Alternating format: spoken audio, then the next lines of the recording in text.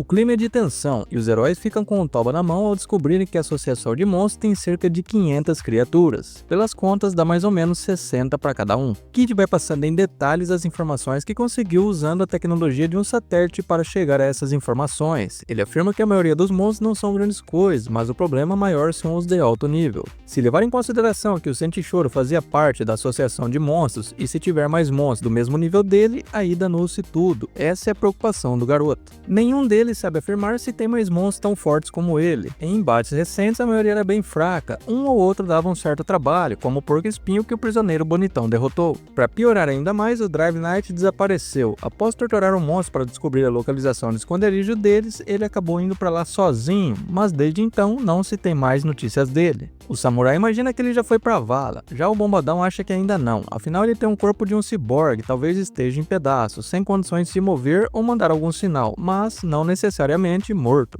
Zombie Man diz para ficarem atentos e não abaixar a guarda quando estiverem lá, e claro que a Tatsumaki ia dizer que contra ela nenhum deles vai ter a menor chance. O prisioneiro bonitão avisa que lá tem um monte de jovens que não tiveram escolha e foram transformados à força, e que a maioria deles está usando o uniforme da prisão. Ele quer se encarregar dessa turma para tentar salvá-los. O samurai pergunta se tem como salvar depois da monstruosificação. O prisioneiro fala que vai tentar uma coisa. Meu amigo, depois dessa até defunto volta à vida, lá ele 1000 vezes. Ele afirma que vai tentar o abraço angelical e o beijo de língua do despertar. O samurai fica sem graça e pedem para voltar ao assunto. Eles já têm conhecimento que o Orochi e o Goro são pica e a maior ameaça deles, sendo ambos do nível dragão. Um confronto direto, mano a mano, não é o indicado para eles. Tatsumaki diz para deixarem o chefe final com ela, que o restante pode cuidar dos monstros mais fracos que aparecerem no caminho. O Flash bate o pau na mesa e diz para ela não tomar decisões pelos outros. Aí começa uma discussão infantil entre eles. O Zé Pirulita avisa que o lugar é muito grande e que ainda não sabe onde o chefe fica nessa bagaça. Ao chegar lá, independente do nível do monstro, o embate será inevitável e a criatura deve ser eliminada o quanto antes. Flash fala que se soubesse onde o chefe e o prisioneiro estão, precisariam de bem menos gente para essa operação e não reunir todo mundo que estivesse disponível. Ele conclui que de vez em quando é bom usar a cabeça para pensar e não só para os poderes psíquicos. O garoto intervém, tentando amenizar essa desavença. A Mai Mask aparece um tanto irritado por deixarem ele de fora da reunião. Ele diz que estava se perguntando onde todo mundo estava, e para surpresa dele, estavam todos reunidos pelas costas dele. Kid Imperator tenta amenizar, dizendo que decidiram fazer uma reunião só com os classe S antes. Ele pergunta o porquê, e o garoto fica sem saída. Ele sabia que ele ia reclamar e ia deixar para falar com ele no último minuto. O garoto fica pensando o que dizer sem ferir o orgulho dele, mas Tatsumaki está se lixando para isso e rasga o verbo.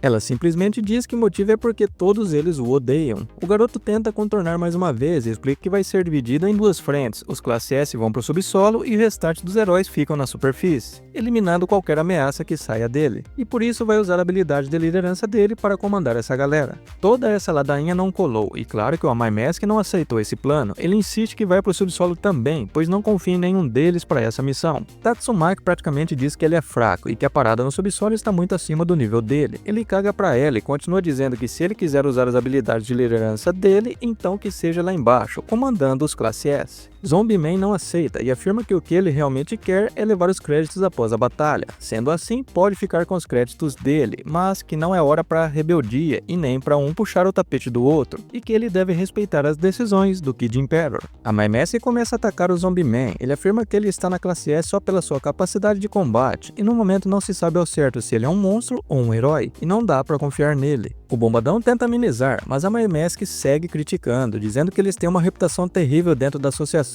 e ficam se achando superiores, que estão se esquecendo da responsabilidade que vem com os poderes. Tatsumaki não tem muitos argumentos e pergunta se é porque ele trabalha como um ídolo nas horas vagas, que isso é ridículo. Ele se denomina Kamen Boa Pinta, mas para ela ele não é tão bonito assim. O bonitão, que parece ter entrado só para causar, diz que eles, os heróis, só existem porque são controlados, senão seriam apenas indivíduos perigosos com alto poder de combate. E nisso ele tem razão. Ele conclui que, sendo assim, vai colocá-los para um bom uso e que sigam as ordens dele. O prisioneiro bonitão fica um tanto balançando em segui-lo, mas acha que vai ser um problema. Flash perde a paciência e diz para ele tentar a força, já que acha que é o bonzão. A Mai Mask não afina, confiante de que consegue. O samurai intervém e pede para eles pararem com a brincadeira e pro Flash desfazer o olhar assassino dele, que responde que depende só dele. Nessa hora entra o cara que vai dar jeito nessa bagaça. Ele mesmo, mais falso que nota de 3. King chega atrasado para a reunião. A Mai Mask diz que ele chegou na hora e que também ficará sob os seus comandos. Depois pergunta por que ele está sujo e fedendo. Ele não entende o porquê do interrogatório e também não gosta do Amai Mask. De um jeito másculo responde que não vale a pena mencionar. Os caras que vieram com ele dão uma forcinha e diz que ele estava lutando sozinho na cidade Z. Segundo eles, ele passou a noite inteira lutando. Uma prova disso são as manchas esparramadas na frente da camisa dele. Mas os monstros eram muitos, ele acabou esgotando as suas forças e teve que recuar. Eita pega, se descobrir que essas manchas é de um caldo, aí lascou. Mas como sempre, mais uma mentira que se sustenta e ele fica por cima novamente. Todo mundo começa a admirar o cara. A Amai Mask ficou tão surpreso que resolveu recuar pelo bem dele, mas que fará parte do time de ataque, que isso é inegociável, ou seja, não recuou porcaria nenhuma. Kid Imperial começa a dar um sermão nele, dizendo que ele não pode enfrentar um bando de monstros sozinhos, pois o Dry Knight teve a mesma atitude e acabou não voltando. A melhor forma é realizarem um ataque todos juntos. O grandão, que não tem muito o que falar, engolindo seco, só concorda. A ralé, ou melhor, o time de apoio está a caminho. Sekingal vai acompanhar de perto a operação. City fica surpreso, antes ele pensava que o Sekingal era muito ambicioso e só buscava ser promovido. Ele não desmente isso e diz que a vitória contra a Associação de Monstros será crucial para garantir uma promoção a ele e colocar o seu nome na história. Eles encontram com a galera de apoio, se apresentam e começam a passar o plano, que é dar apoio aos Classe S, eliminando qualquer monstro que sair de lá, garantir rotas de evacuação e proteger a criança. Assim que os Classe S invadirem e resgatar a criança, eles serão os responsáveis por escoltá-lo em segurança até a sede. Quero só ver se Orochi vir para a superfície se eles darão conta de eliminá-lo. Um feioso que usa alfinetes como brinco tenta barganhar. Ele diz que para arriscar o pescoço e entrar no território inimigo deve valer no mínimo uma subida no ranking dos heróis. Sekingal concorda com essa barganha, mas não dá com cara de que ele vai cumprir com esse acordo não, hein? Um dos funcionários avisa algo pro Stith, que fica bem apreensivo. E não é pra menos, Silver Frank queria falar com ele, solicitando um transmissor novo, já que o dele quebrou. O problema não é esse, o problema é mandar ele embora sem mencionar nada da operação. Mas não demora nada, o velhote toca no assunto. De um jeito bem sorrateiro, Stith diz que por enquanto não se tem nenhuma informação nova, e na lata pergunta pro Silver Fang se ele deixou o Garou escapar, ou se apareceu um monstro mesmo. O velhote pergunta se ele está insinuando que ele deixou o Garou escapar de propósito. Ele desconversa e diz que tem muita coisa acontecendo, que está com a cabeça a mil. Bomb já percebe tudo e alerta ele que a galera da associação não confia mais nele. Eles acham que ele se conteve na luta, mas ele próprio afirma que não se conteve. King está procurando um lugar para se esconder e alguma forma de sair dali sem ser visto, mas ele acaba entrando na sala onde Silver Fang está, que pergunta o que ele está fazendo ali. E o segredo vai por água abaixo, quando ele diz que está ali por conta de uma convocação que os Classe S receberam. O velhote liga os pontos que ficou de fora dessa e pergunta do que se trata. O grandão percebe que não deveria ter falado nada para ele, mas o velhote argumenta que já são bons amigos, que até comeram um caldo quente junto. A galera está só esperando ele, reclamando que ele está demorando muito no banheiro. De volta à conversa, ele joga limpo e abre todo o jogo pro velhote. Silver Fang percebe que não confiam nem nele e nem no Genos por deixarem eles de fora e pergunta se o Saitama já está sabendo que o esconderijo fica na cidade Fantasma Z. King imagina que não, até porque se ele já soubesse, com certeza teria ido lá sozinho. Cara, esse King é um gênio. Ele passa o plano pro velhote, parece que cada um vai ter uma rota individual e ele pretende levar o Saitama e o Genos escondidos na rota dele. Dessa forma ele tem um reforço tremendo e a chance de ir pra vala diminui bastante. Ainda mais que Silver Fang e Bomb concordam com o plano e vão junto com ele também. O King retorna e todo mundo fica achando que ele estava aprimorando o foco. Vou te falar, viu? Fubuki está caminhando pela cidade, refletindo que foi convocada para a missão de resgate, mas que logo em seguida notou que foi retirada desse assunto, e ela tem certeza que isso é obra da sua irmã. Mas acho que ela não vai deixar isso pra lá. Ela não aguenta mais a irmã não a reconhecer e tem contas a acertar com a associação de monstros, quando humilharam ela na frente da irmã. Ela lembra quando os seguidores do grupo dela foram todos por vinagre, mas que não vai ficar assim. Ela imagina que o renascimento do novo grupo dela será ainda mais grandioso.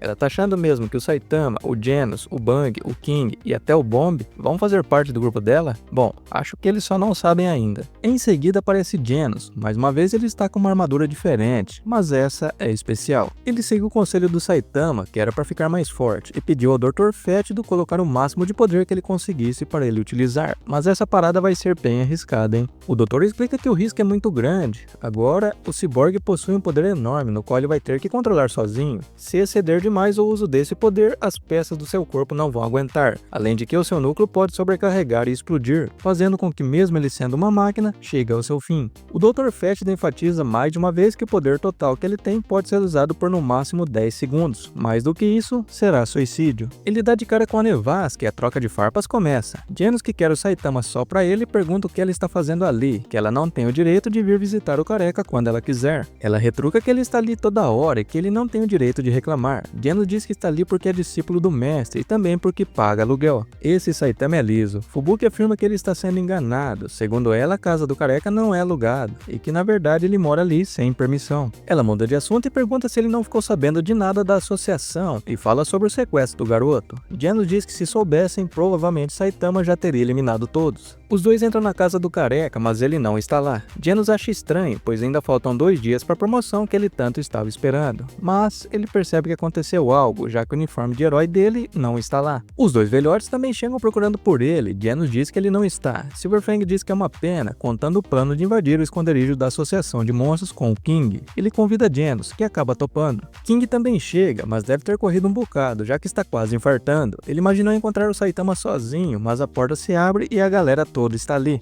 Ele recebe a péssima notícia de que o Prota não está, e o coração do homem já começa a disparar, ainda mais que pressionam ele, se esperam o Saitama ou vão sem ele. O coração do mentiroso parece que vai ser pela boca, até que Fubuki salva ele, dizendo que é melhor esperar o Saitama para contar com a força dele. A Nevasca viaja e diz que se vão mesmo que todos devem ir juntos, todos os membros do novo grupo Nevasca. Ela faz mó discurso, mas a galera está cagando pra ela. Quando ela se dá conta, eles estão de costas, discutindo entre eles o que devem fazer. Aí o Genos complicou por King, hein? Ele afirma que o atraso do King vai pesar pros outros heróis Rank S. Ele acha melhor eles irem na frente, que assim que o Saitama chegar, ele se juntará a ele na invasão. Silverfang concorda e King já está borrando as orbas só de pensar no fato do Saitama não ir junto com eles. O novo grupo Nevasca, que só existe na cabeça dela, está pronto e vão pro pau. King está quase tendo um infarto e reflete que não está gostando nada disso. Saitama ainda está lá, vasculhando os esgotos para tentar achar a entrada pro esconderijo. O grupo de heróis chega na cidade fantasma. Kid Imperator pergunta pro King, pois ele já deveria estar ali. Um dos heróis repassa o que ele disse, que ele iria na frente, e para seguir o plano conforme combinado. O garoto ficou chateado por ele agir sozinho e não contar nada a ele, e que ainda o tratam como criança. Um iludido do grupo diz que ele age rápido, que é assim que ele é.